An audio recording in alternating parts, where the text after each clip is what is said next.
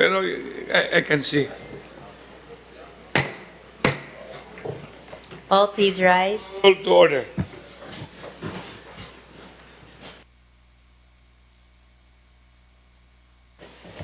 All together, let's say the Lord's Prayer. Our Father in heaven, Heaven, holy be your name. Your kingdom come. Your will be done on earth as it is in heaven. Give us today our daily bread. Forgive us our sins as we forgive those who sin against us. Do not bring us to the test, but deliver us from every evil. Amen. In the name of the Father, Son, and Holy Spirit. Amen. Please put your right hand above your heart as we sing the Philippine National Anthem.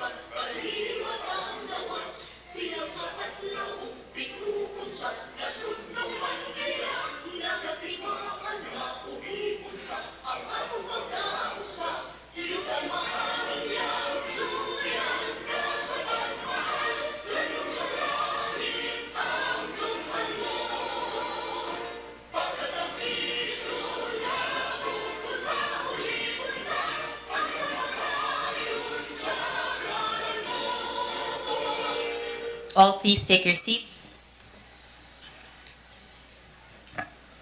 Good afternoon. Good afternoon. Good afternoon. Good afternoon. Thank you for taking time to be present, and also for the people in the gallery. And even if we do not have enough number yet to constitute a quorum, but we already have, not only in our internal rule, but as a rule, public hearing is considered a session, and it being also a regular session.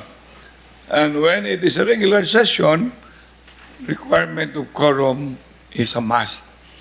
And a quorum with a 19 ought to be, May Secretary, what will be the number that will constitute a quorum in an August body with a membership of 19? Mr. Chairman, the requirement is 10 members to reach the quorum.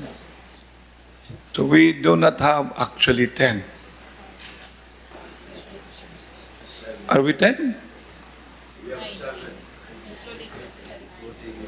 There are still 9 members in this 9 session, members. Mr. Chairman. But notwithstanding, we will proceed with a motion of dispensing in the meantime the calling of the quorum. May I hear from Member Dave Tumolak for the motion of dispensing the calling of the quorum? Yes, thank you, Mr. Chairman. Move to dispense the declaration of quorum, and then we will ratify right after if the quorum will be achieved. So move, Mr. Chairman. I've heard it is being seconded by Member Habson. In a parliamentary setting, I've always, as a lecturer, just to guide. The next is to remind the acronym DAO. I have to emphasize because we have visitors, SK from Palawan and SK from Masbate. Masbate, can you please stand? Please stand. And they are right now at the back. Let me give them a round of applause. When we see SK Chairman,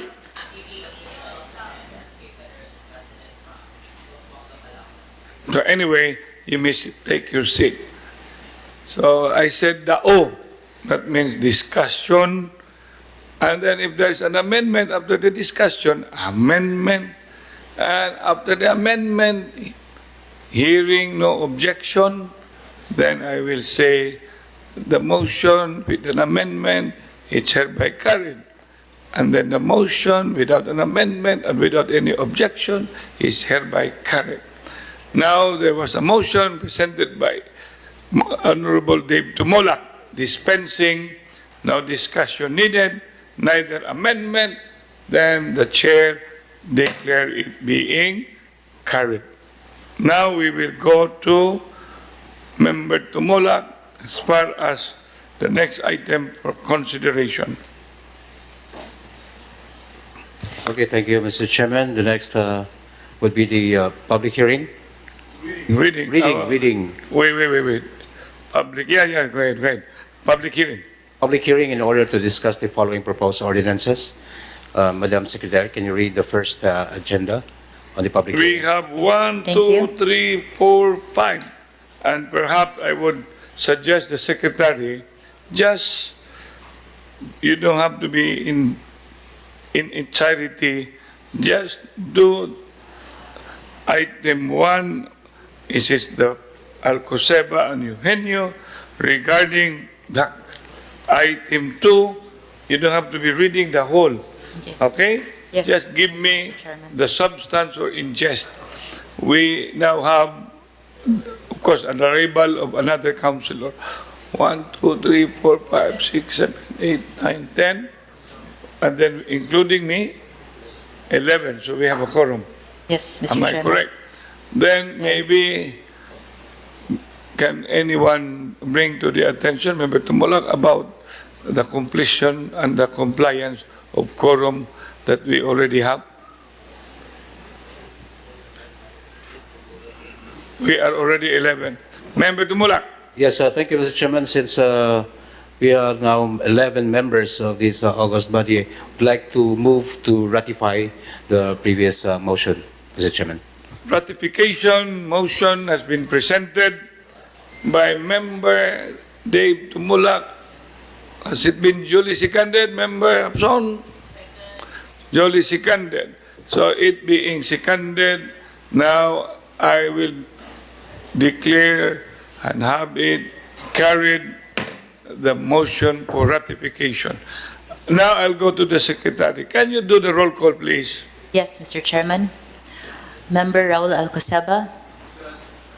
Member Nestor Archival Sr. Member Antonio Cuenco. Thank you. Member Alvin Dizon. Member Eugenio Gabuya Jr. Member Raymond Alvin Garcia. Member Joel Garganera. Member Jerry Guardo. Member Donaldo Hontiveros. Member Leia Hapson. Member Prisca Nina Mabatid. Member Franklin Ong. Member Renato Osmeña Jr. Member Eduardo Rama Jr. Member Jessica Resch. Member David Tumulak. Member Joy Augustus Young. Member Philip Zafra. Mr. Chairman, there are 10 members present in this session, including the presiding officer. Member Archibald duly intimated to me that he may not be able to come for a justifiable reason. Now, may we know if there are other members who have intimated they cannot come, Ms. Secretary? Yes, Mr. Chairman. Honorable Jessica Resch, through a letter, informed the Sangguniang that she will not be able to come, as well as Honorable Franklin Ong. So the rest did not convey, so we expect them to be around. That call the attention of that presiding officer, as we will be ending later, who are really absent. Also, if I may add, Honorable Philip Zafra has a meeting outside. Philip That is- Sapra had intimated that He is attending another meeting. important is- than this public hearing, because he all has to be reminded this is a session. And when this is a session, every member should take this matter with utmost importance. Yes, sir.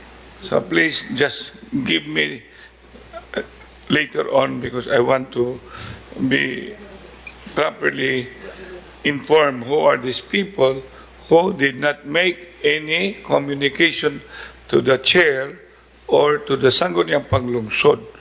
And I will repeat, this is a regular to be treated as session. And we are mandated to be present. And if and when you cannot come, please give the courtesy of coming out, either a leave or whatever possible communication, so that we will not be waiting. Okay? Next, Ms. Secretary, as I have suggested, please in omnibus 1, 2, 3, 4, 5, then we start the public hearing each and one by one. Ms. Secretary. Okay. The first ordinance pertains to the establishment of jeepney and beep terminals. The second ordinance pertains to the free screening time in movie theaters. The third ordinance pertains to the compliance of the DPWH established road width prior to the excavation of roads. The fourth ordinance pertains to the submission of traffic impact plans by developers and contractors. And the fifth ordinance pertains to the creation and organization of an emergency response team. The chair would want to be informed if all of these being put 1 to 5 under public hearing, speakers are available? Yes, Mr. Chairman, for the first ordinance, we have 2 speakers. 2. For the second ordinance, we have 2 speakers. For the third ordinance, we have no speaker, but we have a position paper. All right. No speaker on No the third? speaker for But there is a number 3. position paper. Yes. Go ahead. For number 4, we are awaiting one speaker. And Oh, we only have one speaker, but we Yes. are awaiting. yes, he is, we're waiting for the speaker to come, Mr. Chairman. We're still waiting for the speaker. Yes, Mr. Chairman. But it was communicated that there will be one speaker. Yes, Mr. Chairman. Okay. And then for the The last ordinance, we have 3 speakers. 3 speakers. So we already have this as a guide. And all the principal authors are present. Member Raul Alcoseba and Gabuya, Member Dizon, Member Gabuya, Member Guardo, and Member Tumulak. Now the chair would like to hear from Member Alcoseba and Member Gabuya in Jewett for just gist. That means what do we expect and what is this ordinance about? Yes, Mr. Chairman, this proposed ordinance sponsored by, of course, this really truly yours, Mr. Chairman, and Eugenio Gaboya, entitled An Ordinance Establishing Proper Jeepney and Beep Terminals and Stop in the City of Cebu, Providing for the Penalties. The gist on this ordinance, Mr. Chairman, is just like jeepneys are considered as cultural icon in the Philippines in our place, Mr. Chairman. Ato kini gitawag King of the Road. Why King of the Road? Kaya every time they stop, everybody stops at the back. So this is because of indiscriminate stopping and going to let people on and off the road. There's also a modern air-conditioned bus, Jeep Beep, which we call Beep, was introduced last quarter of 2018 and gained positive feedback, but it also has the same dilemma as the traditional jeepneys. Both vehicles are roads by designated loading and unloading zones, so they cannot operate like hop and hop of buses and jeeps. This causes inconvenience, congestion in our traffic in the city, Mr. Chairman. Proposal, Mr. Chairman. So this ordinance proposes to establish proper jeepney and beep loading or unloading to improve traffic and penalize jeepney and beep drivers, operators, and even passengers. And to organize... In other words, this will answer the concern of Member Cuenco at one time. Member Cuenco, any comment? Just comment. Mr. Chairman, may I be allowed to point out that the subject matter of this ordinance might already be covered by the traffic code. And what I suggest is for the authors of this proposed ordinance to insert or to propose amendments to the traffic code. That's one point. The other point, I would like to inform the chamber that I have here a copy submitted by the CCTO or the CITOM, Cebu City Transportation Office. The Identifying. subject is an updated list of pedestrian lanes, crossing, and PUV stops. You know, it has been repeated many times by the Sanggunian, in previous Sanggunians, the implementation of this particular ordinance. However, sad to say, the CTOM or the CCTV TD has not been able to comply with it. They, however, in my capacity as chairman of the Committee on Transportation, I requested the CCTO to submit to us a copy of the pedestrian lanes, both existing and proposed, as well as the jeepney stops, existing and proposed. It turns out that there are very few pedestrian lanes that are visible. The others are invisible because of the passage of time. Napapas na ang mga pedestrian lane.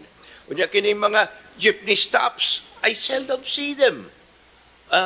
So what we can do perhaps is to call the CCTO regarding their proposal to renew this pedestrian lane and to propose new additional jeepney stops to come over in an executive session. All the observation of Member Cuenco will be taken into consideration, and hoping Member Sapra would have been around, and I do not know who is the Vice Chairman of Public Safety and Order. Is anyone being appointed or elected as chairman? But be that as it may, Junjun. I would suggest we can continue because we have two speakers, but Member Rama and Member Tumulak, please remind the chair at any time we will have a regular session. But Member Rama, you want to say something before we call Yes, the speakers? I think the suggestion of Member Cuenco is very logical, Mr. Chairman, considering I think we approved the traffic code, if I'm not mistaken, just recently. And just like the ordinance of Member Dizon, we have senior citizens, I don't know if it's a senior citizens code, but he amended a provision in that said ordinance. Maybe Member Alcoseba can do the same and just provide amendments in the traffic code. For a while. Member Tumulak, Yes, I agree with the observation of Member Rama because there was already an existing traffic code. And CTOM, who's in charge for the planning and identifying a certain portion of roads, because some of the roads in Cebu City are very narrow, so there are some roads also identified as probably the bus stop or PUJ stops. anyway, Mr. Chair. for a while, let me say, you should also be aware that it is not the intention of the city government to have pedestrian lane erased, but it is the entry of our asphalting by and even concreting projects, Member Rama, Member Tumulak, and Member Cuenco, that had brought all this pedestrian lane, as far as you're concerned, that was being brought before, and that we have also to bring that to the attention of Member Guardo, being the infrastructure. That's why, and then at the same time, we have already with our majority floor leader, Raymond Garcia, before I will get to Member Gabuya, mind you, this is both an ordinance of Member Gabuya and Alcoseba, which was submitted to the Committee on Laws. And I think, if I'm not mistaken, also being reported. And precisely, there nothing was in that committee report that made inference that of a possibility that of an amendment. But now with what you have brought, Member Cuenco, Member Rama, and Member Tumulak, that's why I wish Member Sapra could have been around too, so that this whole issues about whether amendment or what would be brought to the Committee on Philip Sapra on oversight, so that we can abbreviate. But this time, we have put this on public hearing, and we have invited speakers. Perhaps we might as well ask for the first speaker, Member Garcia, to approach the podium. Member Garcia. Maayong hapon, Mr. Chairman, ug maayong hapon sa atong mga members sa August Chamber. So, Ms. Secretary, do we have speakers for this particular ordinance? Yes, Mr. Chairman, we have two speakers. Who are they? We have the Chief of Land Transportation Office, Joel Maloloyon, as well as the Legal Officer of Land Transportation Franchising and Regulatory Board, Mr. Edwin Antepuesto. Okay, so can we call on the first speaker? Can we call on the first speaker? Please approach the podium and state your name, your position, and then at the same time, are you do you have a presentation? Or are you going to read your observations? I am Joel T. Maloloyon, the Chief of LTO Cebu City District Office. In behalf of Director Victor Kaindik, he sent me to be his representative.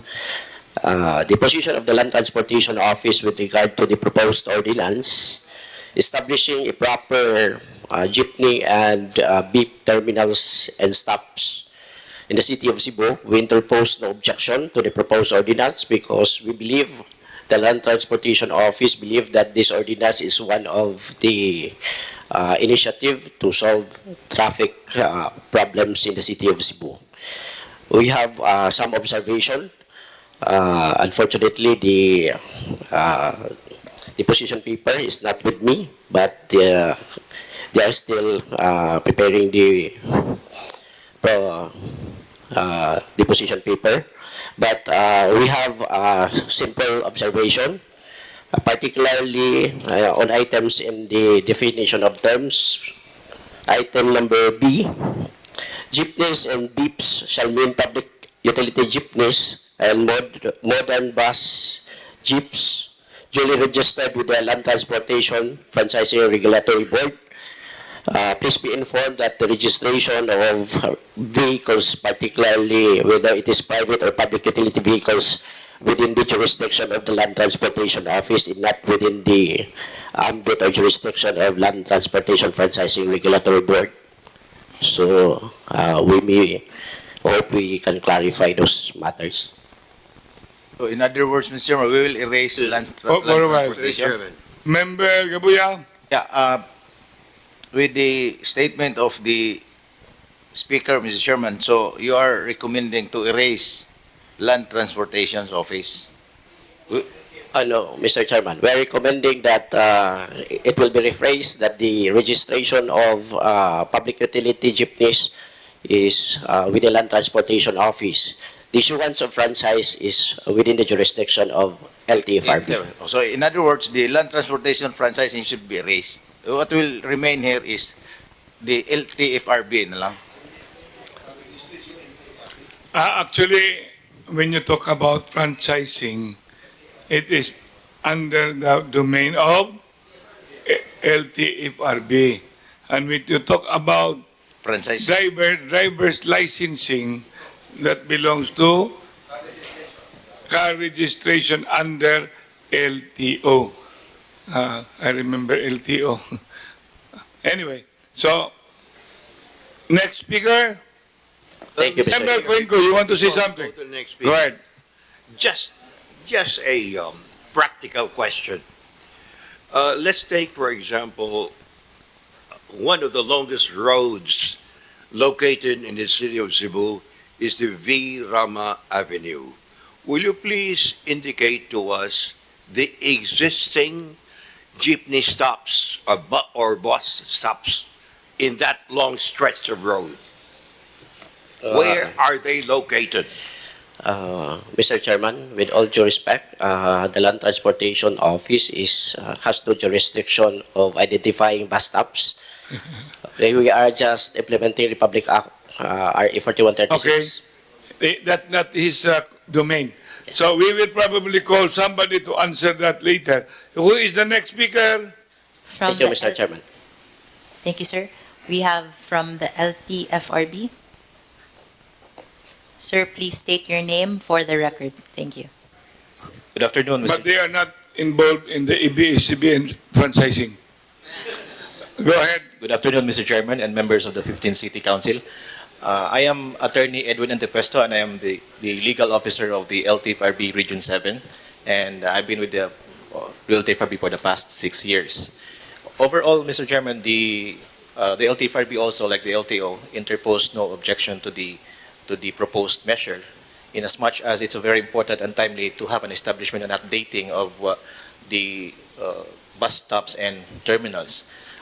We just have very few observations with respect to the role of the LTFRB, particularly with the penalty in Section 8, with respect to the possible suspension of the franchise.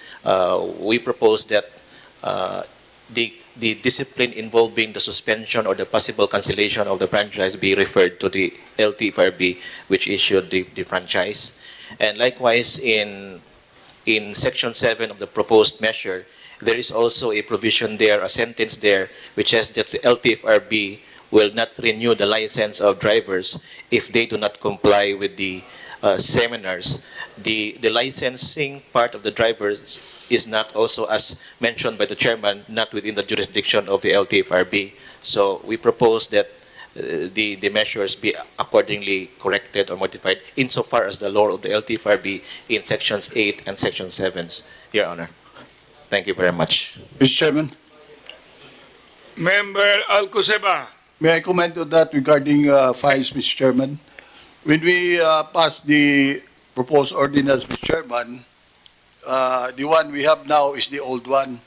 We submitted the new proposed, Mr. Chairman, with the amendment when it comes to penalties. We have withdrawn the cancellation or revocation of license, Mr. Chairman. So no more revoke yung lisensya. It's fine, 500. No more revocation. No more, Mr. Chairman. That's already out of, it has been corrected. Thank you. Mr. Chair, Any question, Member Gabuya? I have a question for LTFRB. LTFRB, no? If granting franchising, would it requires bus stops? With respect to the bus stops, Your Honor, we do not require, but that is not also within our domain, the bus stops. Because I remember, Mr. Chairman, when we approved the BIP to travel the route designated by LTFRB, we are so busy identifying the bus stops. I was thinking na it is your recommendations, your office, that to provide bus stops for the beep. So it's not your domain. Yeah, there may be coordination with respect to the LTFRB also giving inputs to the local body, but primarily the decision is with the local government. We only I make know, contributions. Okay. That's CCTO. Is That is supposed to be with CCTO, coordination, Yes, of yeah, course, yes. with LTFRB. It's supposed to be also LTO being a part because all of this involve the road, involve vehicles, involve all this, of which your agency is a part of. In arrest, LTO will arrest. Am I correct? Yes, Your Honor. LTFRB will also arrest or not? We also have disciplinary jurisdiction with Precisely. respect. So, and CCTO will also arrest, and then both and three of us or three of them will also have penalties. Am I correct? Yes, Your Honor. So the element of togetherness has to be resorted to. Member Dison, am I correct? So Member Gabuya, How about the travel line?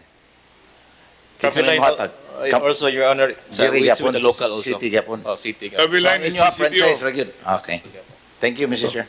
Thank you. Okay, but what is not active now, of which Member Safra, and that's why I need to really must to mobilize and activate PCAC, because the thing about, I have reminded the mayor, but I think I have to do it because I have not seen a memorandum, but he said he issued already a memorandum. So I will assume that the memorandum was lost somewhere. So I will take the statement of the mayor that I must already organize, which I will. And in PICA, Police Advisory PCAC, Coordinating Council, Advisory Council. CTOM is there. Police likewise. And of course, this matter will definitely be discussed. And CTOM is supposed to have a board. I do not know whether the board has also been activated. I'm pretty sure it has not been activated. And then who are the people involved? And that's why Member Sapra could have answered if he been around. So anyway, that's another area that we should be, so that all of this that you're talking about, Member Gabuya, travel line, will also be discussed actually from our level. We used to be discussing, and then when we talk about traffic, we can we ask whoever is in charge in the traffic head to tell us, oh, how's the CTOM board? Na ay CTOM, sir, pero wa tingay board. So anyway, or CCTO delegation na CTOM. So anyhow, Member Quinco, Mr. Ram, how about the pedestrians lane? Who's in charge of, CCTO. CC?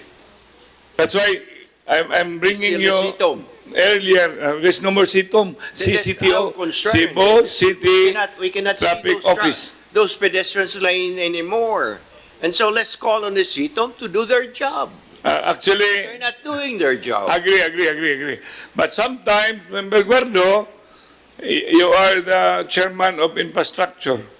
Who is the head of the utilities that brought all of this together, which include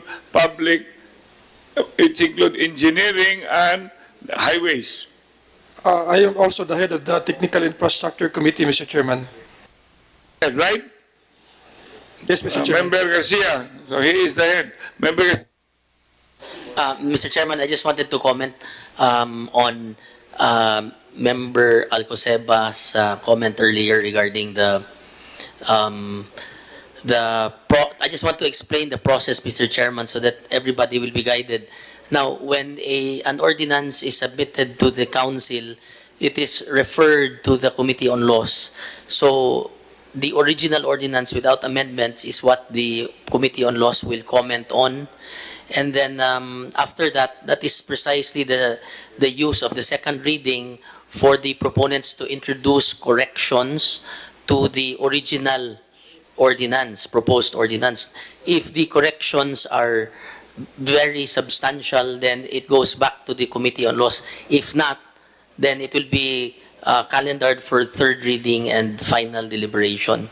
So perhaps in the second reading, the proponents, members Alcoseba and member Gabuya, can bring out to this August body what are the changes or amendments that they made on the original ordinance that they proposed, so that it will be clearer, Mr. Chairman. Member Alcoseba and Member Gabuya, are you receiving it loud and clear? Mr. Chairman.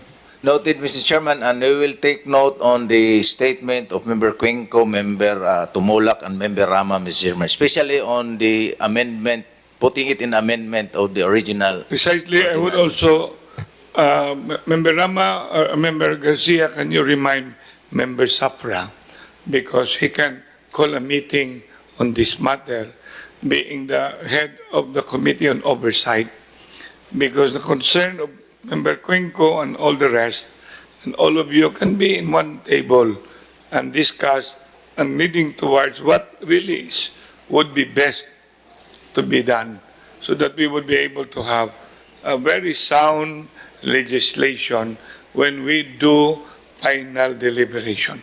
I think that's very clear. Am I correct? So we will now have the next, if we do not have any other speakers. Am I correct? No more speakers, Mr. So Chairman. we will terminate at one time, okay? Next, member We are not Dizon. inviting the operator of BIP, Mr. Chairman. Have they been around, or are they talking about whether they're around? I'm just asking the secretariat. To be Mr. honest Chairman. with you, I still want to ride the beep. Yeah. Were they invited? The Were they invited? So, operators of BIP, were they invited? so we just followed the recommendations on the committee report, which was to invite the Department of Transportation, Land Transportation Office, Land Transportation Franchising and Regulatory Board, as well as the Cebu City Transportation Office. Yeah, I'm just These were the asking, only Mr. Chairman, offices that because we in invited. Section 6, Mr. Chairman, especially on the determination of terminals, in the south, one in the south and one in the north, I find it not only the interest of the city, but also the beep and the jeepneys should also be concerned on the terminals, Mr. Chairman. It's not only the city government. We wanted a coordination with them. Yeah, you're talking about, that's why really the need of Situm Board, really the need to convene PICAC, because I have always been too concerned about traffic, and precisely I communicated with the governor that if possible, and with the mayor talking, that the provincial terminal located at Natalio Bacalso should already be transferred, and perhaps the proper location will be at SRP or anywhere to the south and anywhere to the north. So that when we talk about Cebu City, Member Tumulak and Joy Tumulak and those who've been involved, Rapi Yap, even Ray Galon, during my incumbency as mayor, we've always been wanting that the whole Cebu City entirety has only going to be moving as a loop. Nothing will stop in terms of all this vehicle except in the bus stop, jeepney stop, Member Gabuya, so that the whole Cebu City will not be made as a terminal. Because remember, with the late Member Jingjing Garcia, at that time, and during my being a councilor, and maybe all, Jingjing Osmeña, di ba? Tiyo ni siya na, Jingjing Osmeña. earlier during my younger days, I study at USP, and I have to walk to Lane, and that was the terminal of the jeepneys. And sometimes I have to go to San Jose to watch Coach Alcoseba and Bani and Ray Pahis playing basketball. And there is a terminal in Gochan. And all the terminals are sometimes in the gasoline station. And gone were the days, and precisely terminals are supposed to be already at SRP. And when I was the mayor, I do not know why there is a terminal in Camagayan, when this terminal was supposed to be at SRP, and then some terminal is supposed to be in the North Reclamation, in order that we will have the whole city free from any obstruction of buses, jeepneys that will just get out their nose out in any of the areas in the city. I wish just to remind younger Councilor Dison, young man Rama and Dundun, that I wish that we will have to fight. A terminal should not be within the city. It should be out of the city. And then with the mass transport system, with the BRT, LRT, MRT, I'm telling you, when all of these are put properly in place, then Cebu City will be even better than any city in Asia. Wow, mura mo balik matag mayor ang nakalakiha. But I'm just bringing to all of you the real picture on the capacity that our city can do. Member Alcoseba, I'm telling you, I'm not trying to, I do not know when, but we must. We can help the executive. We are all here. We have our dreams. He has his dream. We put all our dreams together. Then dream come true. Okay, Secretary? Yes, sir. Our next speaker for the second ordinance, we have a representative from SM City, Cebu. Please approach. But before that, we might have to hear the proponent. Member Dison? That's correct, Mr. Chairman. Thank you, Mr. Chairman. My dear colleagues, cinema and movie houses are popular platforms and have a wide and pervasive presence and greatly influence the lives of the citizenry. These visual platforms can help to advance the city government's efforts to promote its projects, programs, and policies, including disaster preparedness and prevention, as well as promoting the historical landmarks and tourist attractions of the city. Thus, this humble representation is proposing a legislative measure entitled the Cebu City Cinema Public Information Ordinance. Under the proposed measure, Mr. Chairman, all cinema owners or operators located in Cebu City are required to allot free screen time before the start of every film for the following purposes. Number one, in order to promote the city's historical and tourist attractions. Number two, to instill awareness and vigilance in preparing, preventing, and mitigating the severity of the effects of calamities and disasters. And number three, to promote or to announce other public service information from the city government in the performance of its governmental functions.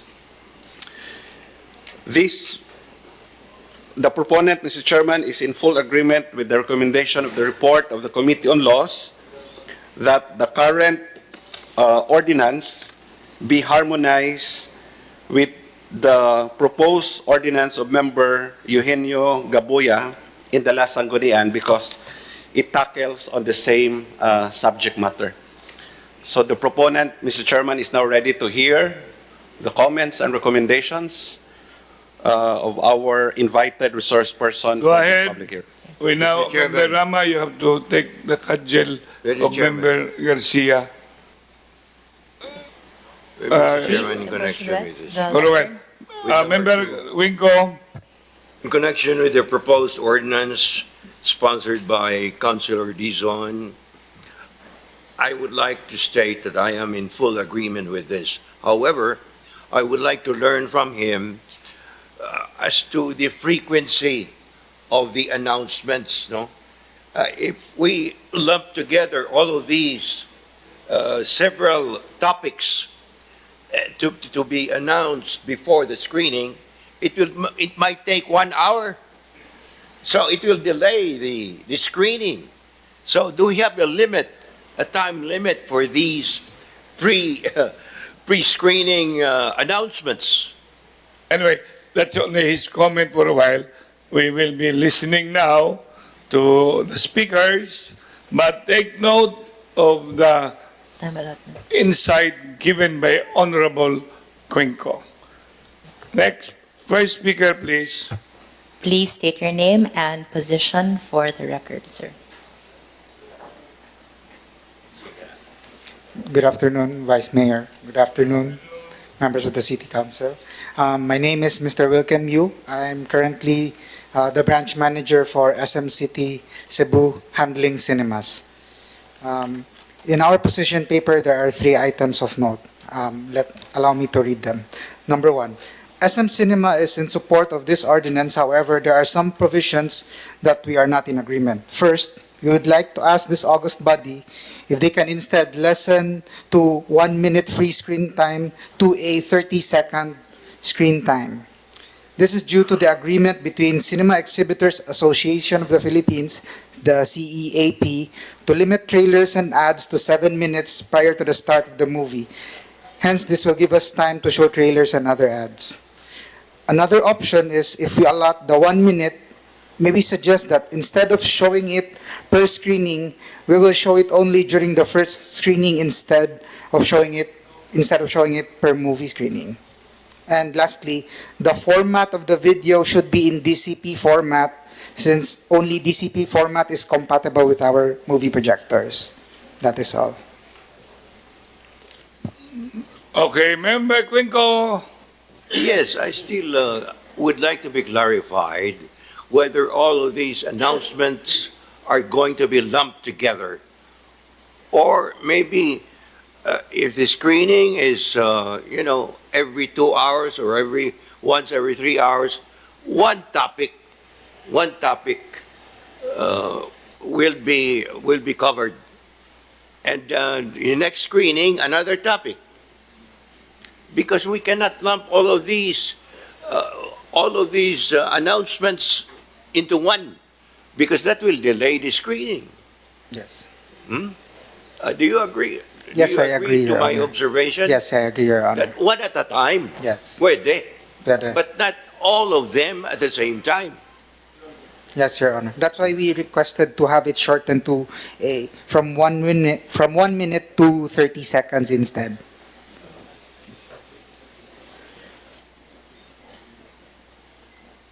Member Gabuya. Well, Mr. Chairman, as made mentioned by Member Alvin Dizon, I have proposed before the same ordinance, and according to the speaker at that time, because I was proposing before 3 minutes, because I do not know how long is 3 minutes when it comes to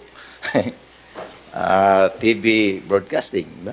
And the speaker said that they are amenable to 1 minute because we are not showing all our concerns.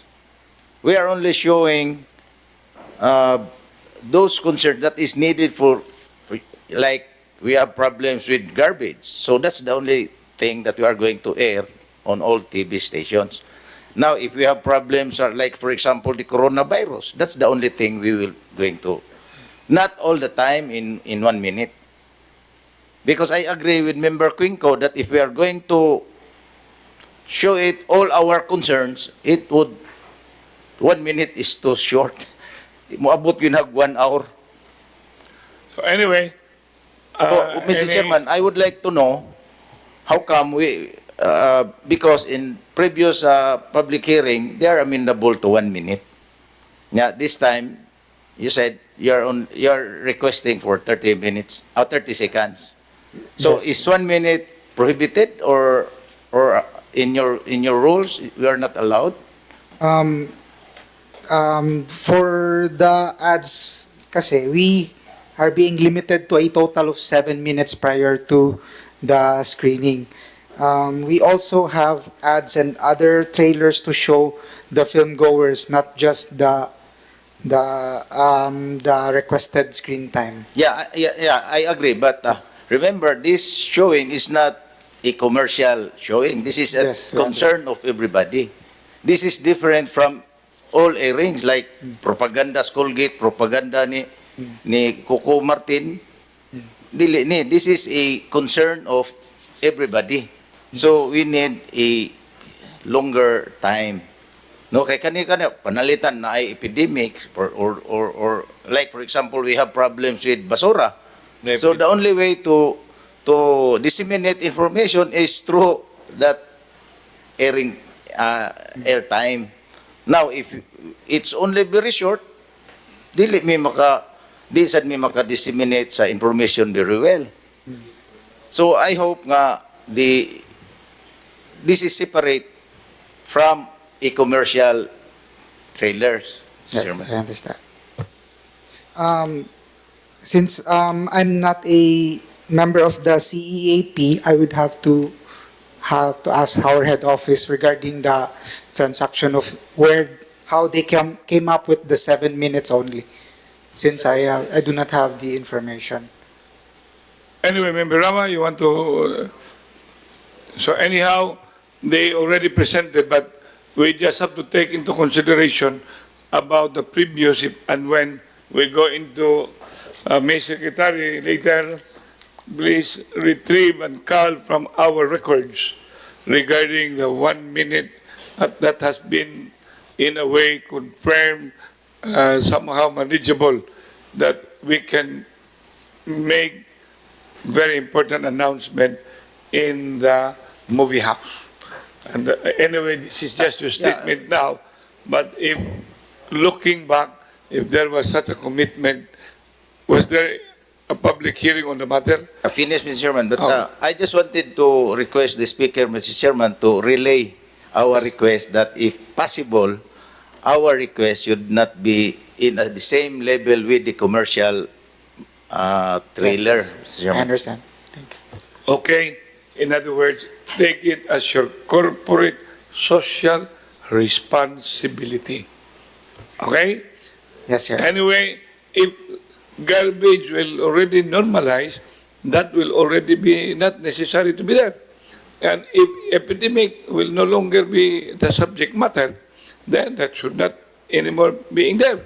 But when election time will come, of course, we'll never be in that screen. Otherwise, that will be Apple, and you will be into trouble.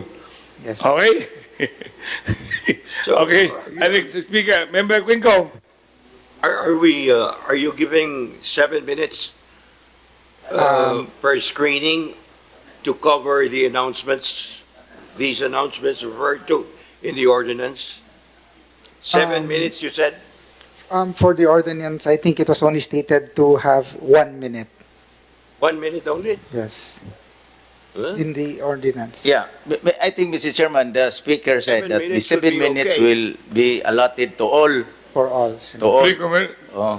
Everything, di ba? Everything, the commercial. Anyway, they also have their, I know, if it's going to be too long, as I remember Quinco was saying, basig batuhon ang screen ba? So, mo, we did not come for announcement. We came here to watch the film. You know what I mean? Yes. So we have to be sensitive because the viewers did not come for commercial. The viewers would wish right away for the binting. But of course, the usual presentation in the movie, there will always be thrillers, correct? Yes. But what we just wish, as part of your corporate social responsibility, is bring us to have that particular portion where if we will be having special announcement, then bring it that it will be just also enough, not long enough that it becomes boring. Okay? Yes, So Your I Honor. think if I remember what Mr. Gabuya was saying, there was a 1 minute agreement, and of course there's a statement from Member Cuenco, it cannot also be 7 minutes, no? Okay? So which is which? No. Are the movie companies, the theaters, are they willing to give 5 or 7 minutes to these important announcements of public concern? Are you willing? Are you willing to give us to spend 5 minutes or 7 minutes for these announcements to be aired? Anyway, Member Cuenco, he said he will be bringing the matter To to our head. the company because I don't think he can make Yes, I cannot make the decision. a judgment or an agreement before, but they should be guided. There was already a commitment of 1 minute, and then maybe it can be. Remember this one?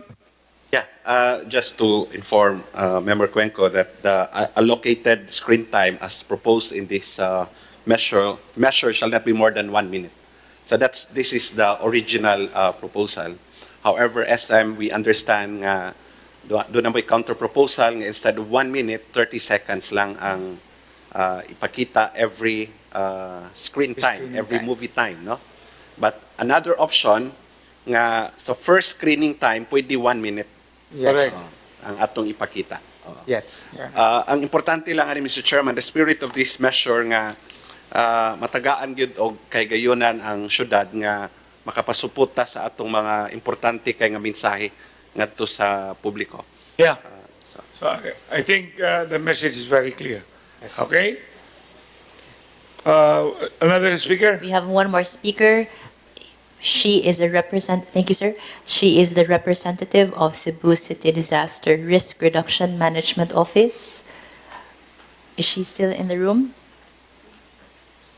Representative of Who is he? She. It's a she. She. Yes. Because I can see Mr. Dexter Tudtud also from the quick response team. Please state your name and position for the record. Thank you. Okay, good afternoon, everyone. I am Connie Jane Coyos. I'm the Chief Admin of Cebu City Disaster Risk Reduction Management Office. I'm here to attend in behalf of our OIC, Mr. Harold Alcontin, who is currently attending a meeting with Office of Civil Defense. That has been since this morning.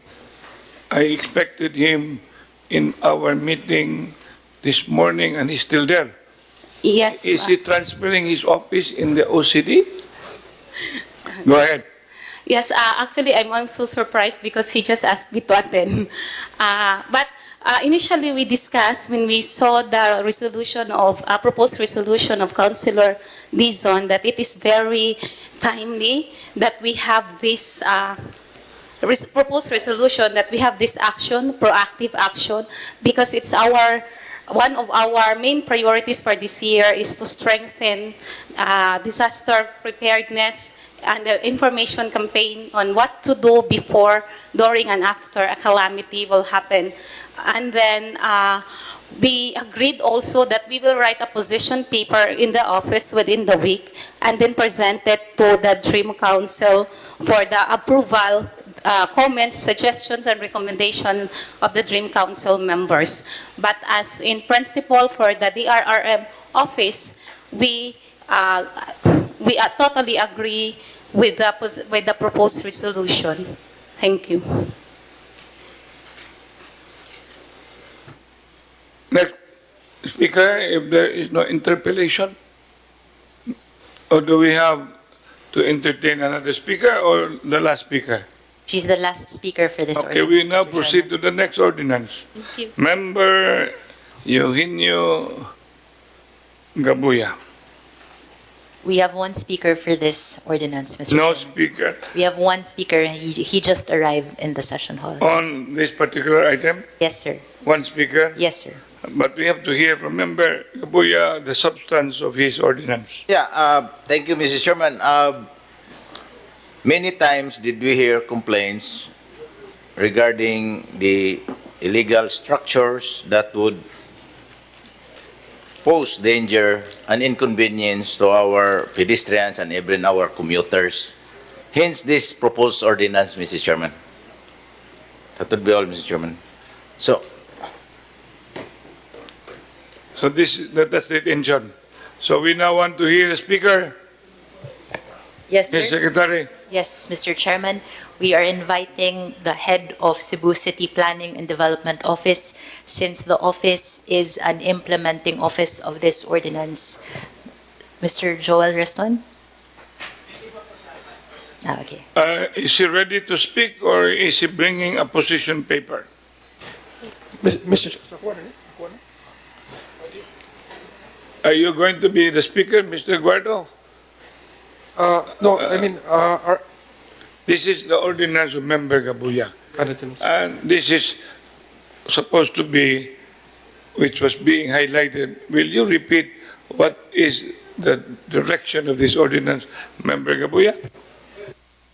Mr. Chairman, sige mo ta kadungog o nga ang atong daan gamay ra kay giokupahan na sa mga illegal traders, no? Nya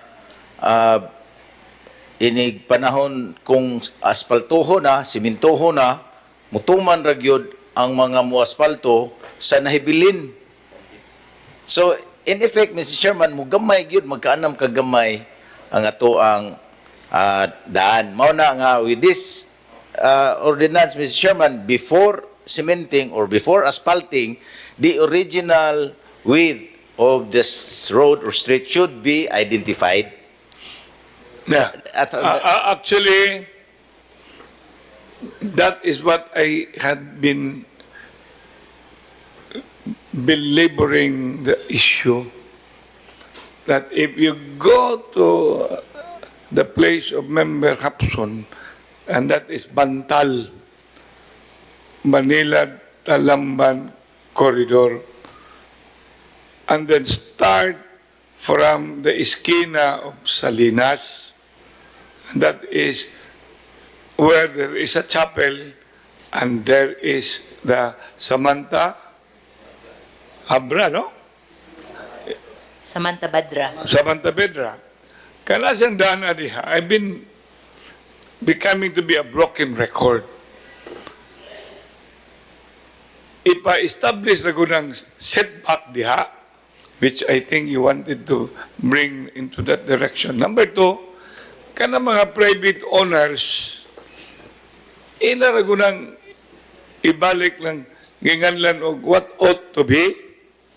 And this is not only Bantal, this is not only Talamban, but it goes without saying, even Gorordo, that if you go towards Gorordo Coach, then you will see the Mormons. And what happened to Mormons, the Latter Saints, I had after, you have seen it, that's my project.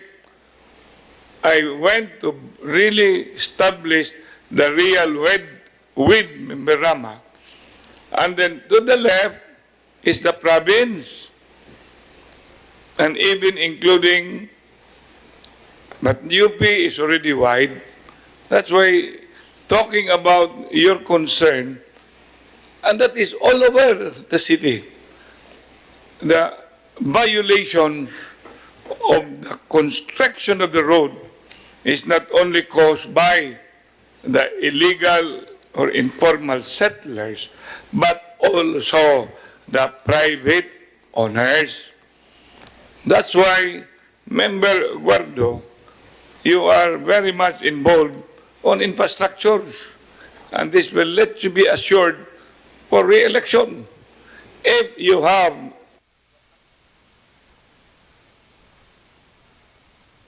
out, even including going to court, and you file case, and I will be your lawyer. Because there are too many. as a member Kabuya, I was very happy. Muna eksakto na. Implement magalit ang asphalting, hala, ibalik ang tinuuray nga, wait, and I'm telling you, I have done that when I walk from Pitos, walk to Talamban, and I have walked from Immaculada to Talamban, and that's what I have discovered. This is all about political will. And then the governor helping us because that property nearby Ginganlan og Syudad Bacots, if setback rin na, then we don't need any flyover. Mr. Chairman. Okay, member? Yeah, Kabuya. I totally agree, Mr. Chairman, because ang nahitabo gud karon, especially kung maabdan sa eleksyon, doon na mga ayo o drainage, ditso na yung butang drainage. Dili gyud i-determine ang original width sa daan. Now, unya, og aktibo pa jud kayo nga to ang mga congressmen nga gipili og mo si espalto kadto na tumanon ang nahibilin sa drainage. Mao na nga this with the advent of this ordinance, Mr. Chairman, before constructing drainage or cementing or asphalting, the original width of the road should be determined. Mao na purpose gid ani. Makitaan man na siya sa tinuuray. Kung magtanaw ka sa balay, because we were around 1960s. I mean, ang uban wa pa din 1950. Pagkali, kana si Coach, sa katuigan na tao, Coach. Nga sa mga utilities, Mr. Chairman, kung pagtanaw nila nga maon lang sa ninibili, inibutang sundon lang sa nilagbutang sa pusti. Mao na, Jerry. Gusto ka mo, sure kayo mo re-election dong. And then I was, no, I'm not joking. I will support you. That's why I was telling Member Garganera that I wish I will be able, kaya naka-istorya naman sa Presidente, then I wish that appointment I have with Villar, and I'm going to bring it to him. You want to help Cebu City, and this council would want to be an action council, help us, because we would like to address our problem of our river. That's, you know, I mean, that really is. Then the problem of our roads before our time will end. Because we're not getting any younger. We want to leave something. And then Member Guardo and whoever would want to be somebody somewhere, somehow. Muna siya karon nindot na ya dili na to ni tan-aw nga ordinance i-implementar jud. Are you ready to take the cudgel, Member Guardo? Yes, Mr. Chairman. Actually, I am in favor of this proposed ordinance by Member Gaboya.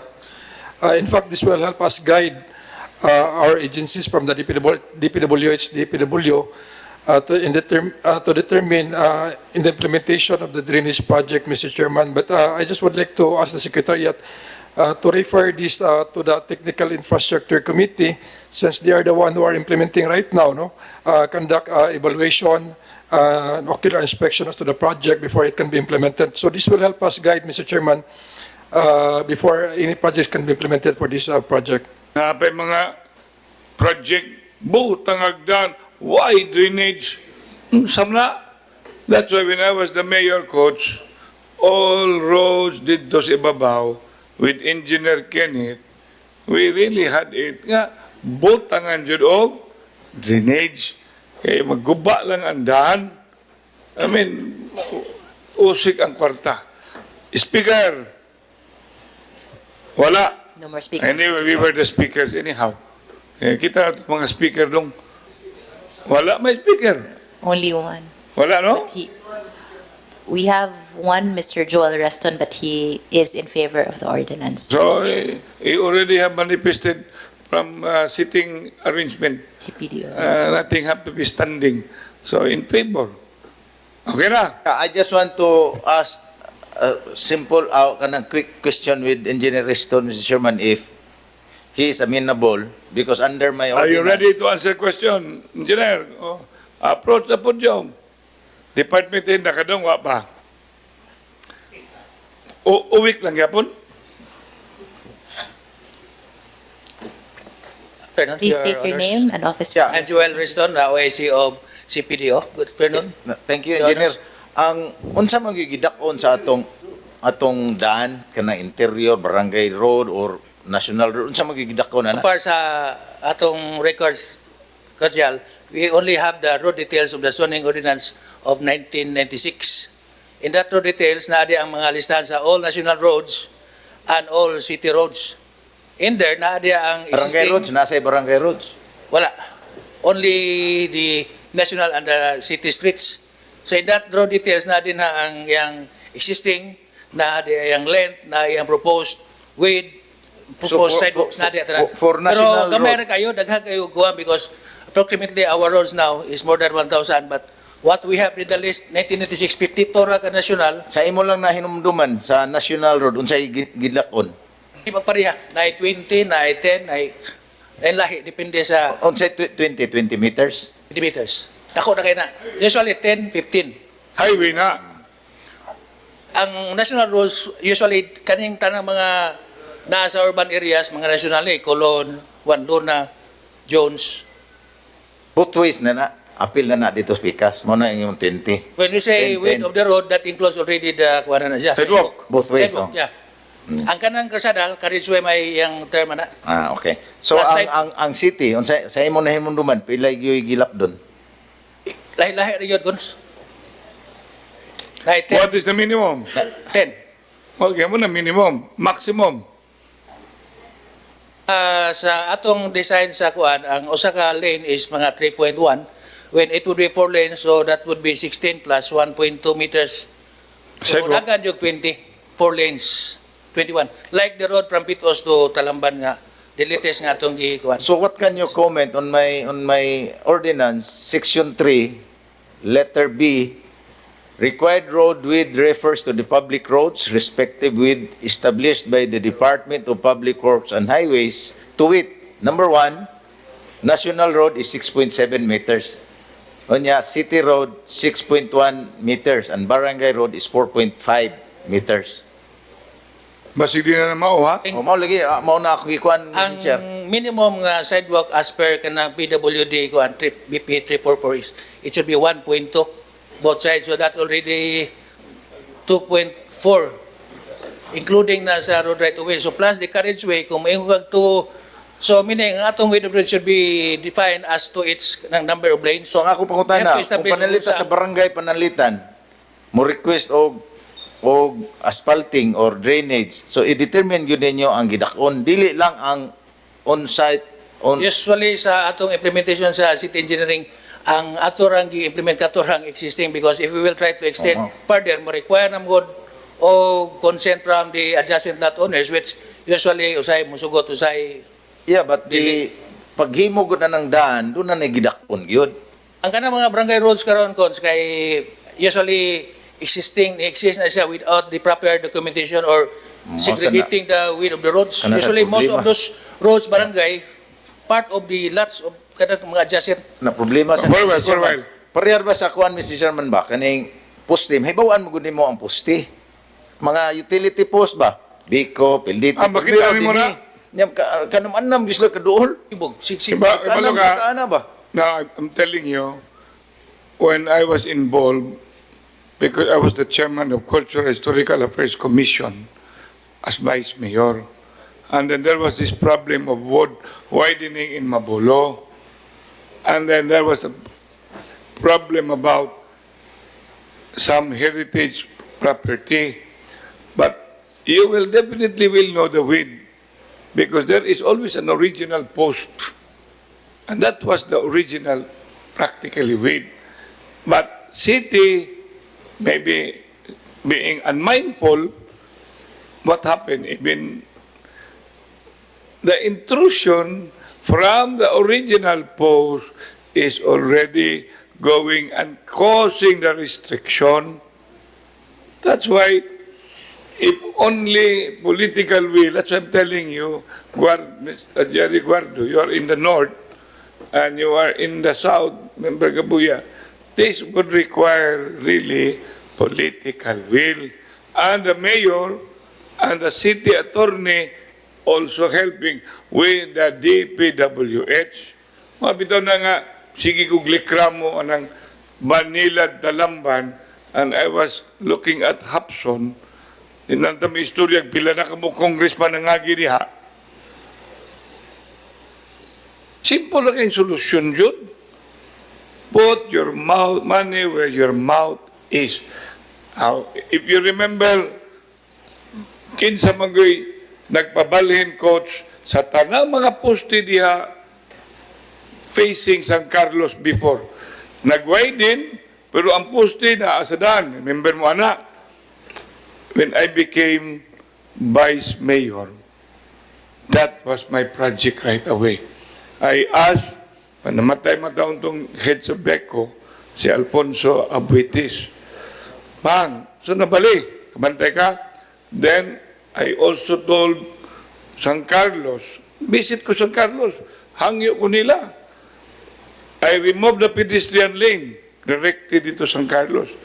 And them being required, i-sit back na ninyo na. So, na-sit back ng San Carlos. Wala nung tayo mabayad-bayad. Naka nag-sit back.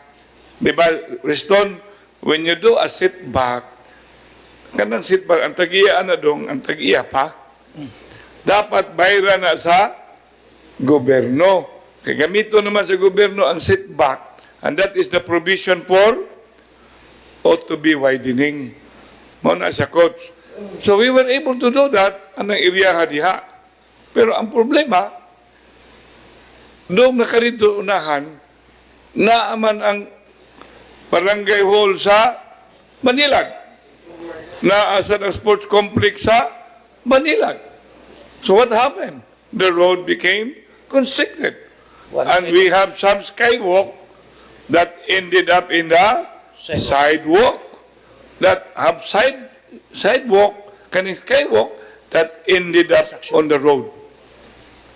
Coach, you know, if this congressman, narabi congressman din na if they were really working their thinking correctly, kabantay ka ng Riston, skywalk sa Gaisano Mall,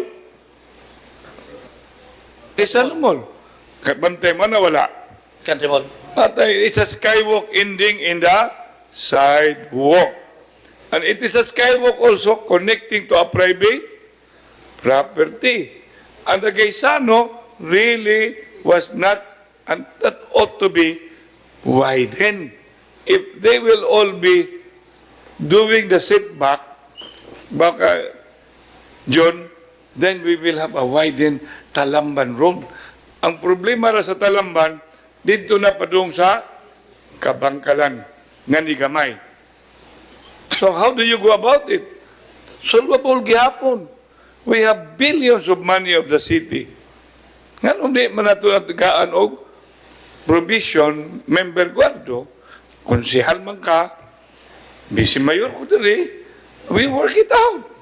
Actually, member Alcoseba, we can do a lot in this council. Okay, Riston, sakto ba ko? You have to implement the proposed, naam na sa listahan sa itong road details, proposed widening. Mabitaw na nga, I was against flyover because what we need is widening. Number 2, not only widening, flare. Ang umaro, makasabot ang anak, kanton, makasabot si flare. Shoulder, kada iskina, ikat di mo. Cut. Pareha anang kana sa San Jose de la Montaña. Ikat di mo na. Di mo i-oblique. So, you can already ease the traffic of San Jose. Kaya mo right to na diretso. Ari ka diri sa flyover. I-oblique di mo. Diretso ka right to sa Linas. Flare. And all iskina, putla na. Di ba? It will reduce oblique nga iskina.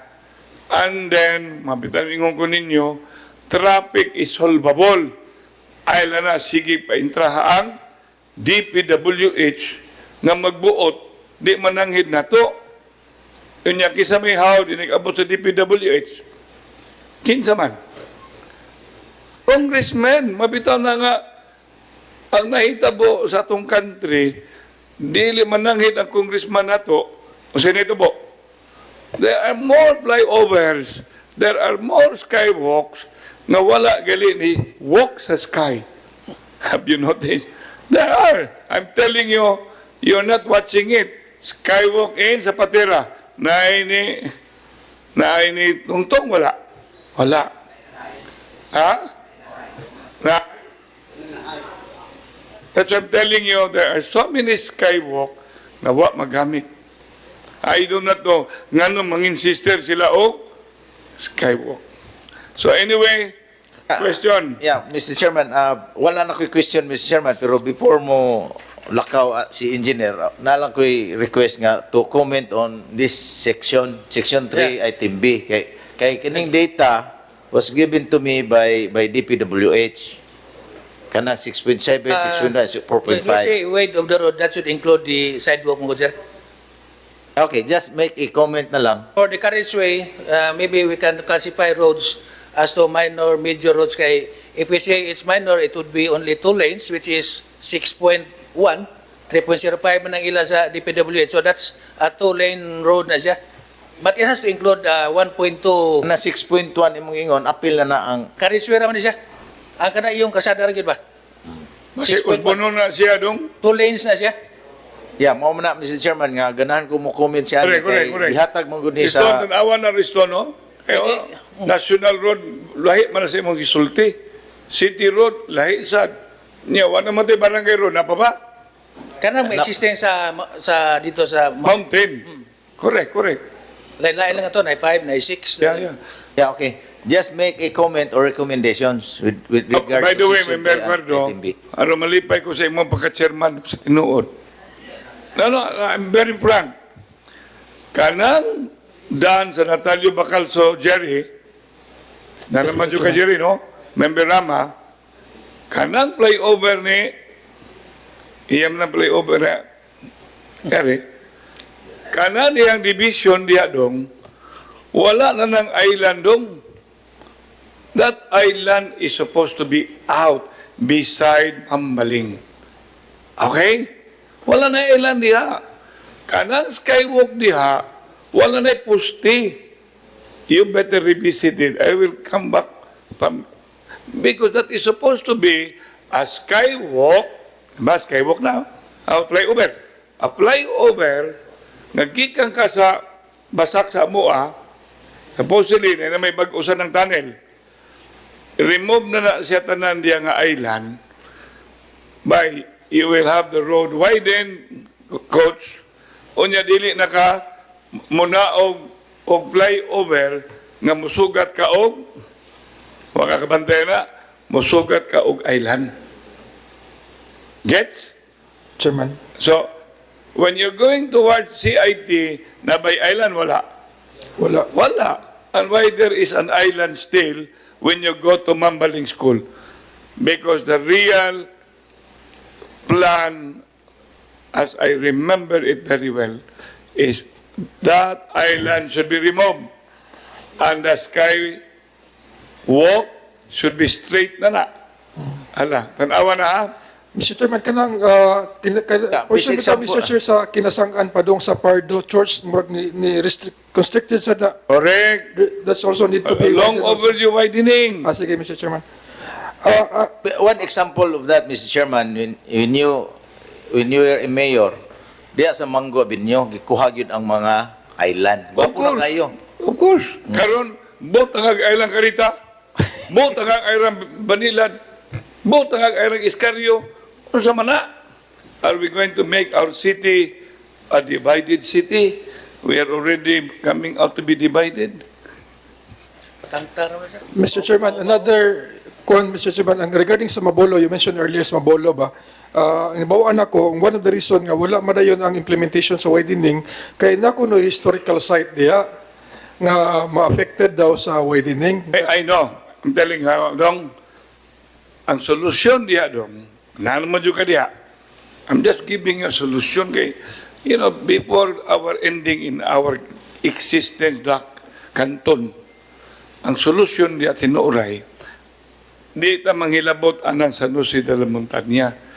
Kay basin niya, si Pope John ang dan, singa na, John Paul. John Paul, Pope John Paul. okay, kaduha, na diha ang kanang Carmelites. That's historical. Na diha ang seminaryo. Okay? Mga na rin mga pare. Okay? Ang akong suggestion diha, from Mabolo, member Rama, kay you should be preparing, kay, di ba, Vice Mayor Imunagana, sa man Mayor, sa man member Osminia, Vice Mayor ba Imunagana, or member Tumula, whatever. Now, I'm just bringing you the idea because I always look at matters micro, macro. When you reach SM, you turn left. Okay? Then you pass by beside the road of Mabolo Church. Kanang Mabolo Church, okay? Diretso ana. Di ba kabanta na? Barrios. Then you do a tunnel. Haron dili na ka mukro sa Barrios. Kakuha ka doon. And then, of course, you widen Bakabantan. But you pay. You pay those people. And then you will have a railroad of San Jose de la Montaña.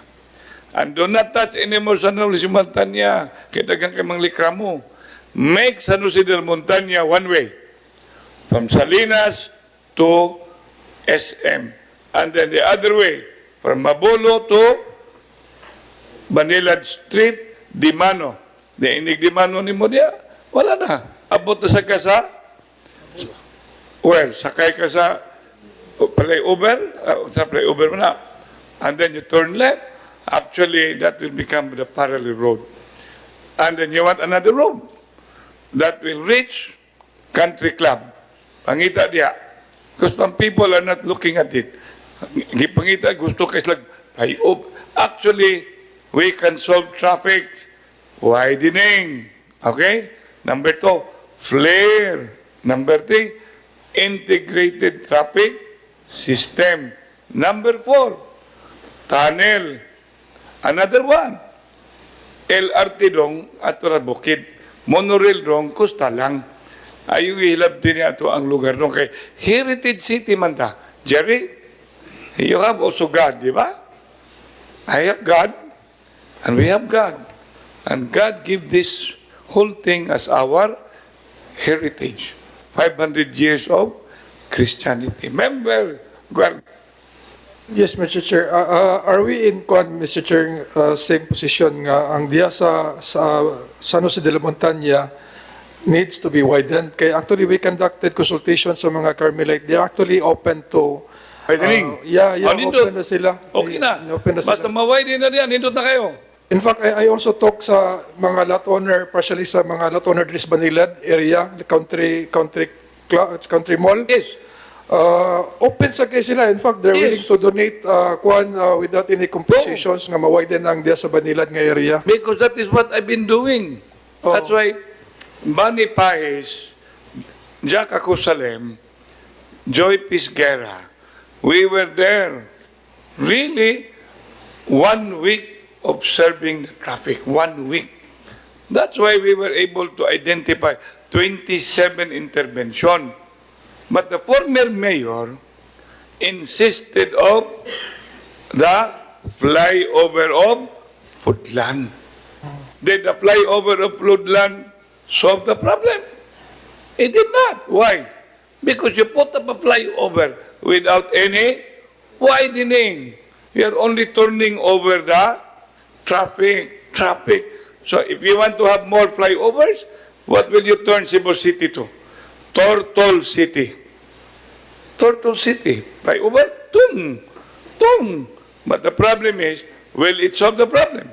You know what they will tell you? I remember it, former mayor.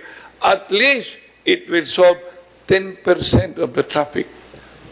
We don't want a 10% solution. How many percent would you want? If we can solve all, we solve all now. So I know you have the passion. Bring that passion to action so that your election will be into realization. I have, Mr. Chair, concern lang. we shall be one kay whenever there will be No, don't worry. You Namang can mga- count on me. Sige, Mr. Chairman. Namang yung mga Member tanong Rama. nga ma-affected, Mr. Chairman ba? So, I will be with you. Okay, thank you, Mr. Don't Chairman. worry. Kaning uban, mahadlok nila, og di butahan.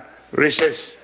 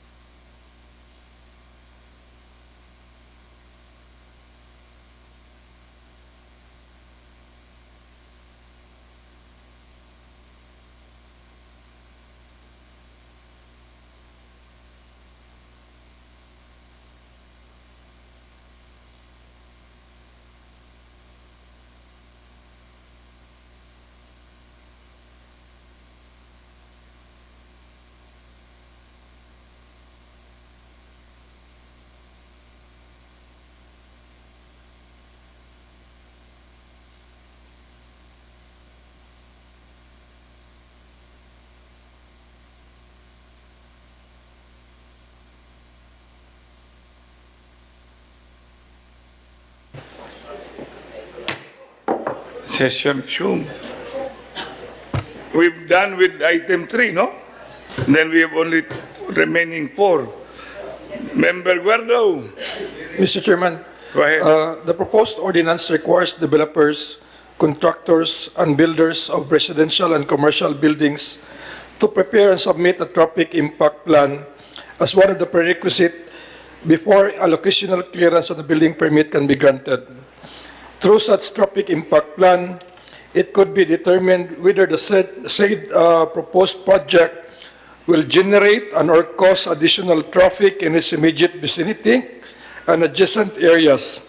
It will also be the basis whether there will be a need for the rerouting of traffic flows, construction and improvement of additional roads, and provision of additional parking spaces and such other similar relevant matters, Mr. Chairman. With this, we would like to hear some insights and recommendations from our invited resource speaker, Mr. Chair. Go ahead. We only have one speaker, as I have listed. Ms. Secretary. Is our... By the way, Ms. Yes. Secretary, you have a very nice dress. Thank you, sir. See? See? So... Mass motion. Mass motion. Always have to, when you see something that will be pleasant to your eyes, and it's a lady, give her the compliment. Go ahead. Not the voice from experience. That is good manners and right conduct. Go ahead. Yes, we have no speaker for this specific ordinance, Mr. Chairman.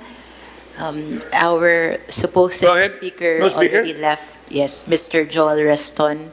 But I believe okay. he had a conversation. Yeah, this is a very before he good, left, sir. very good ordinance, because that also aid us, especially when we are already a bustling, growing city.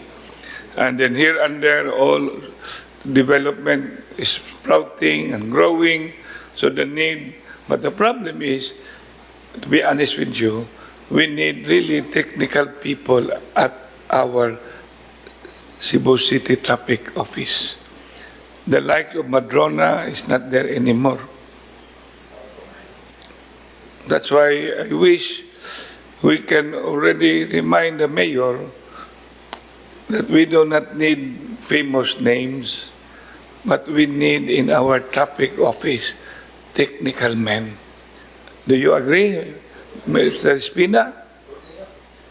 That's why I wish that we can have the matter convened in terms of the sitting board. Okay? So we may have a traffic impact. Then who will do the traffic impact? If engineering, ano mo na, IE matingana, no? The infrastructure, then the other one is education, IEE, then engineering. IEE. Ay mo kalimutan na dun. Infrastructure, which we're talking about katong kanina mga dito na fly over doon, kaya mo overfly ta na doon. So I'm telling you, Dr. Canton, we will just overfly. And then we talk about skywalk. Wa ba din member ko? Skywalk to Pardo. Wa agi nilabang. Ay, skywalk sa Mambaling. Wa sa imong labang. Baka hugaw nung kayo. That's why di masa sila maningog kay mga igo man sila. Kibalo makadak na skywalk, one for the Guinness Book of Record. And I remember my predecessor, Tommy, ingon ko na. But you know where is that skywalk? At CCMC. Have you noticed that skywalk at CCMC? Mr. Espina? It is a skywalk duct that ended up on the road. Not on the skywalk, on the road.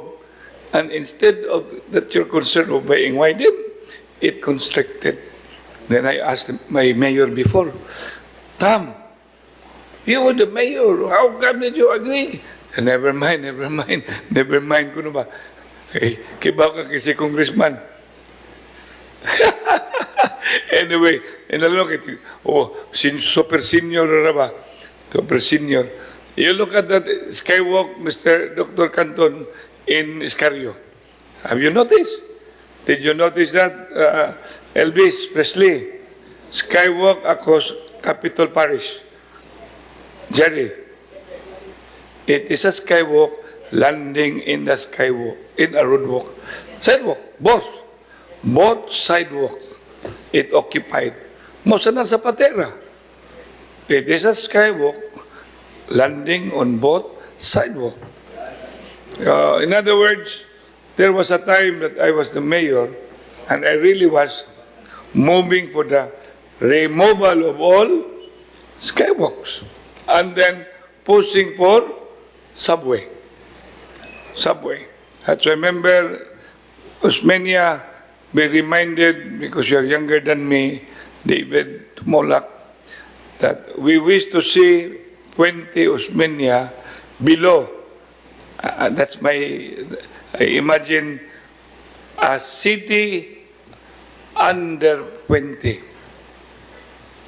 And that will bring everybody to go down, okay? Robinson, Cyber, then they will, inikabot sinulog, Jerry, wala na magsuroy-suroy sa daan because adto na mo agi sa obos, tanan. Okay ka na, Mayor? Yes, of Yeah, course. okay. Yes, and then Mo na sa Quiapo, ka na sa Quiapo nga kuan ba sa may bati na ila dong, bati na ila. Adi na ila. Ang ato agyo days, no, I offer it to the lawyer on what we call unsolicited proposal, bringing below. Okay, the engineering wonders now, you do not know what's going on below.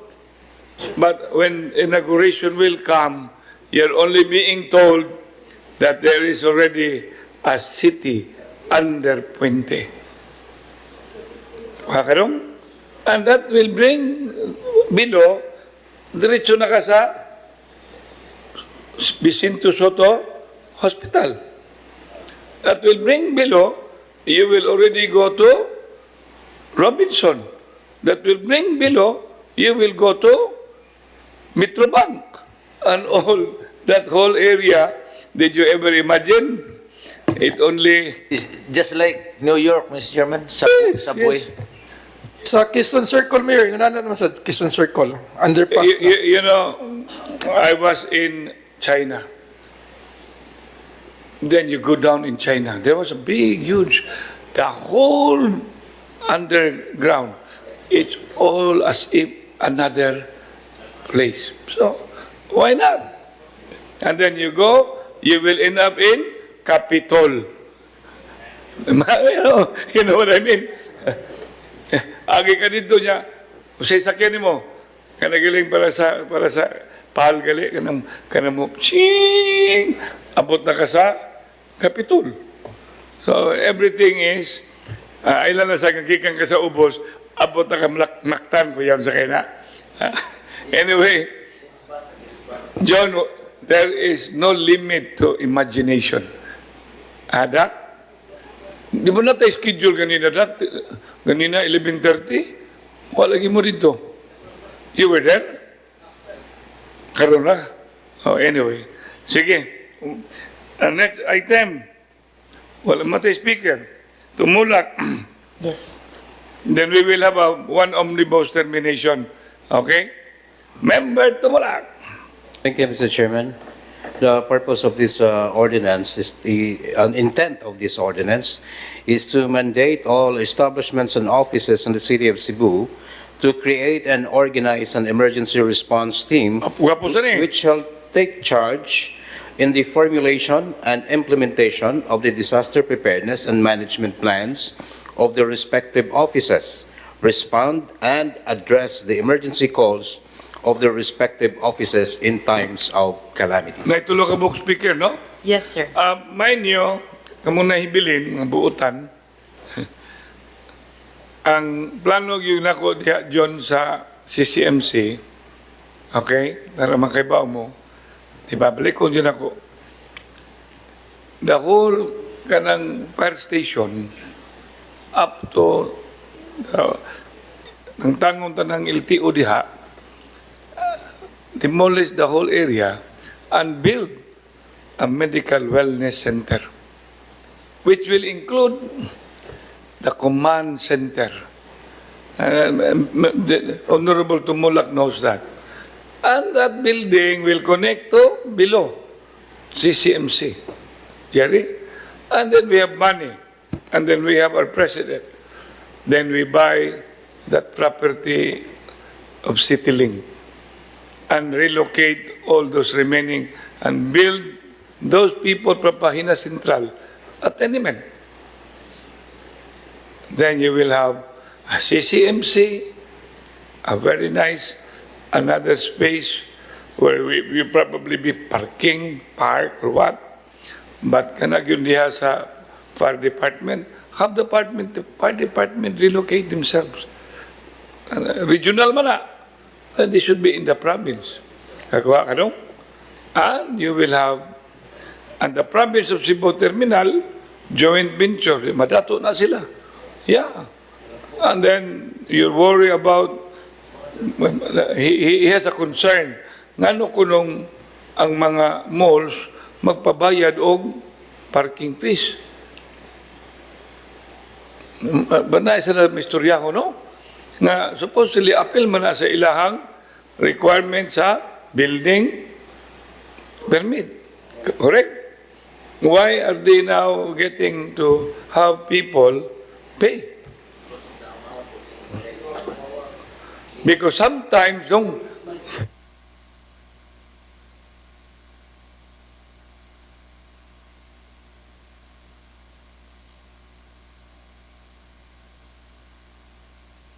Mo nagingan lang na may mamarking dong pagkakuman di mo di dong ibilin lang sakyanan dong niya pagkakuman mo sa kay taxi dong o niya buntag ibilin kuhaon ni ka human mo nang kuliktahan og parking. Correct. But we have a parking ordinance, Mr. Chairman. I think it was authored by Member Yayo Alcosiba. It includes private buildings. Free, no? Yeah. Why don't you can you go over ikaanggon ka nang i-review ra gud. Pero I know nga na as limit. Yeah, for first first hour is I think 20. Nana existing ordinance. Ay nako. We're not getting any younger, man. Well, Mr. Chairman, I have a query on Item 4, Mr. Chairman, regarding the ordinance of Member Guardo. Ang akong query, Mr. Chairman, if the securing of traffic impact assessment, is it easy or difficult to get? Actually, if you do not have people with know-how, muna yung una ko ni mo nga, engineering, mo na siya na, it requires mga statistic mana, it will even require survey, number of cars, and then analysis na siya dong. Then you will end up, is this building with this number of parking, with this number of people, and then what kind of business? And then when they all will go out, anak na siya. Pero kung one after the other lang, they park not all together, then actually there is always such a thing as it may not be causing much of traffic. Pero unsa man ang mga building nga magparking dungan, muuli og dungan. Muna silang mga nanrabaho ba? Manang at the end of the day, you also have to consider really katong imuha aron nga dili manubra og volume sa syudad. And I remember Mayor Damios many about syudad. Remember? Iyahang ibabagan because he was worried, John, that once it will already be up, the business can be at naimayad the property, pero it may also cause traffic mo to. Pero actually, kana mga butanga, if we have the infrastructure, dili gina sa concern kay kung naa na tayo mass transport system, ang mga tao dyan, di naman sila magdagsakinan actually. They will already be going down, then go to the subway, and take the mass transport system. Jerry? So, Yeah. practically, Agree ko na, Mr. Chairman, og efficient lang yung ato ang transport system. Muluag yun ta. But, Mr. Chairman, nangutana lang ko ato, Mr. Chairman, og whether or not it is difficult or easy to get a traffic impact. Kay, kung if we are going to require, kung good speaker ba, mauntan ni pang ako ngay pangutana, kung ato gud i-require nga ang mga developers, contractors, builders, maoy mo himo sa ilahang kaugalingon traffic impact ba, wa gyud kay nga ako ani, it's not to approve or disapprove their permit, but I just wanted to know the real situation ni anang lugar. In the future ba kung naatay mga kanini ang development ng lugar, makibaw kita unsay traffic situation din ha. So mo na nga, I really wanted that the traffic impact assessment should be real. Should be real ba nga, dili lang hokus-pokus. Kaya kung if we are going to require the developers, it's easy for them to get it eh. Di ba? So we should have our own, in other words. Yeah, actually, it can be, Mr. Chair, once this proposed ordinance will be approved, pwede nga ang OBO will have an accredited nga who will prepare the independent bitaw nga mo prepare sa traffic plan. And this will also guide ang mga investors in consideration sa pagpalit nila sa property before they decide on buying the property. Ilang tanawon ang impact sa traffic ba kayo dili pa ready ang infrastructures, ang dalan, then kay naman ibang good nga develop pataka lag patukod high-rise building onya ang volume sa cars nga ilang kon nya ang atong existing road gagmay pa kayo, so dili pa prepared ang atong infrastructure. So in the future this will decongest mosamot ang kaworsen ang traffic in that particular area. Then right now, with the influx sa city, grabe kayo ang high-rise nga construction, mga mid-rise applications sa building. Unya, ang ato ang mga roads, gagmay ba kayo, dili pa prepared ba? So, this will guide our locators, our investors, in making decision before they purchase a property. And then they have to consider also ang ilang development should be in kanang kaya rasad ang accommodation sa traffic. So, but we will ascertain once this ordinance will be approved, it should be independent, dili gid nga kuanda dyan, sabot-sabot ra nila niya ang dawa na make the... Well, Mr. Chairman, even if you will peruse or go back to all the traffic impact assessment submitted to this, but wagi ingon hagbong. It's because it's them who will provide the traffic impact assessment. So, no, actually, Mr. Chairman, I would like to correct ang katungwali na hagbong. There were recommendation from the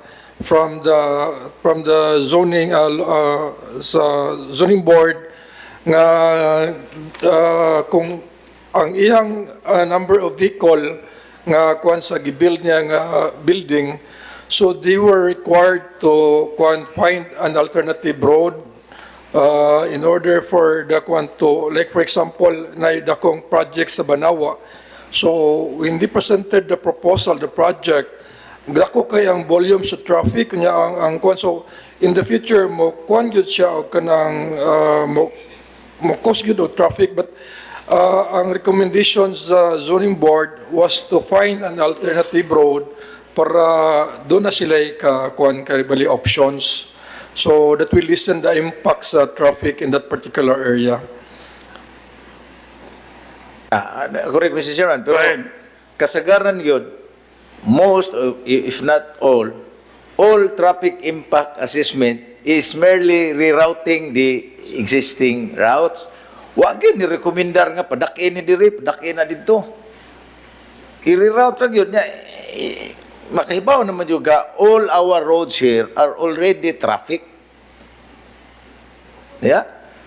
Of course, compare nila nga kaning dana heavy traffic once the project will be constructed, imo i-reroute dito sa dili kay traffic, pero traffic gihapon ang ila reroutean. So mo na unta mga, we should know what is really the traffic impact situation ba niya na lugar o whether or not angay ba i-reroute or angay ba i-widen ang alternate route. Mao na akong point, Mr. Chairman, nga ganahan yun ko nga tinuod yun nga traffic impact assessment unta, no? Not just for kuan lang kanang requirements purposes lang.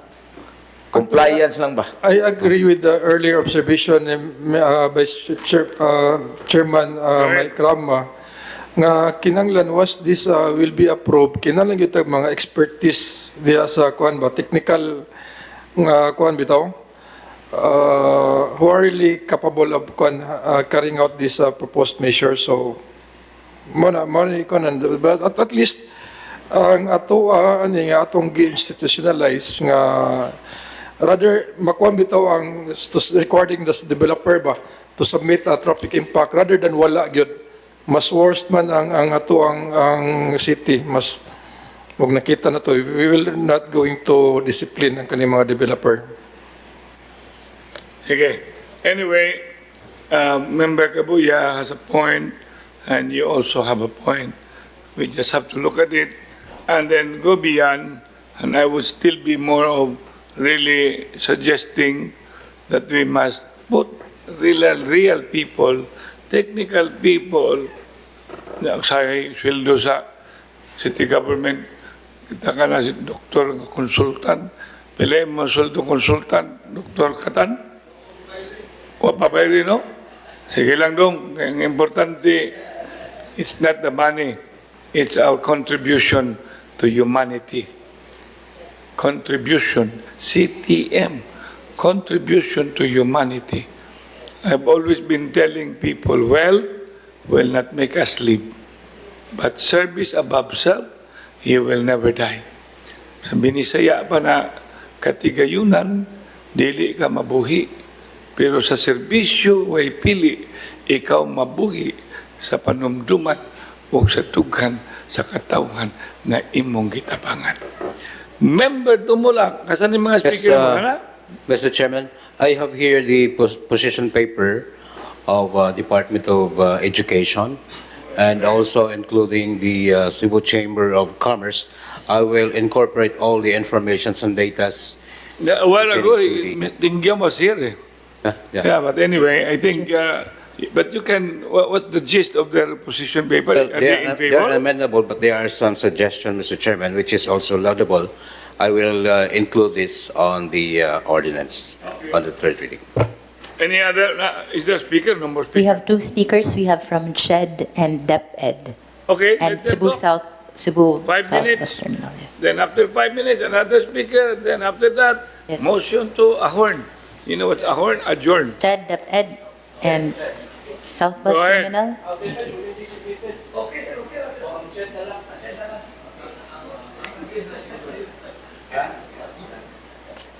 From CHED, I think he already left.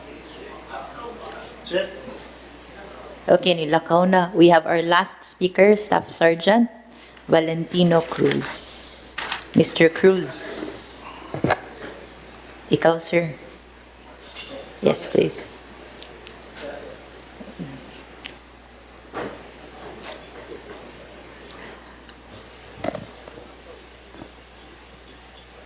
Please state your name and position, office for the record. Okay. Good afternoon, Mr. Chairman, Good afternoon. members of the City Council.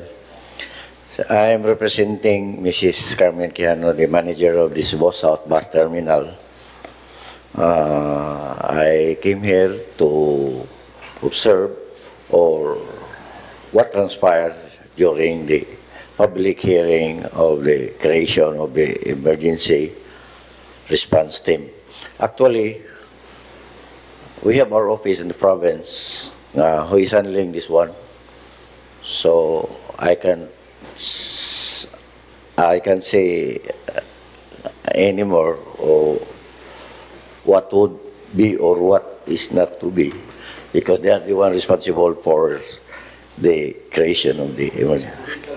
Yes, sir. Okay. Provincial disaster. Okay. Thank you very much, sir. So no more speaker? No more speakers, Mr. Chairman. So anyway, as we will proceed later, just be guided, and we should be, if the principal author will also give us, especially the presiding officer, Dave, in summary, what is the content of the position paper? Then we would be Well, there are some, appreciative.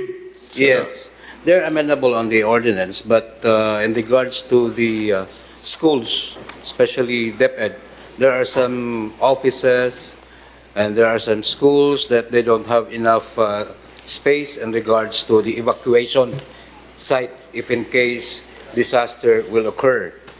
And then there are also, they requested if they will organize as long as it depends on the availability of the resources or the personnel. It's the same, the gist of CCCI.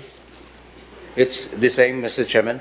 So I will rehash, I will edit the ordinance, and I will include their suggestion. Okay. So with that, Mr. Chairman, mutana lang ko ni kaya I intend to ask question ba regarding the resources niya. The mid-mention naman niya nga, the way I understand that the formation of the disaster team is not really employing another personnel. It's among their personnel. They can, they can organic, make di their ba? own. Organic naman nila na. On top of the task that was being given to Correct. the management. Multitasking. Multitasking, yeah. We call that Yeah. under Team Ramadong, if you will have So to not think. necessarily nga. Bukada na siya. Oh, so di Master necessary. one, do all. Yeah. That is what I call dakatan. If you want to be a member of my Partido Rogue, mo kada. Master one, know all, do all. Pasabot, multitasking. Yeah, I always believe no one is indispensable.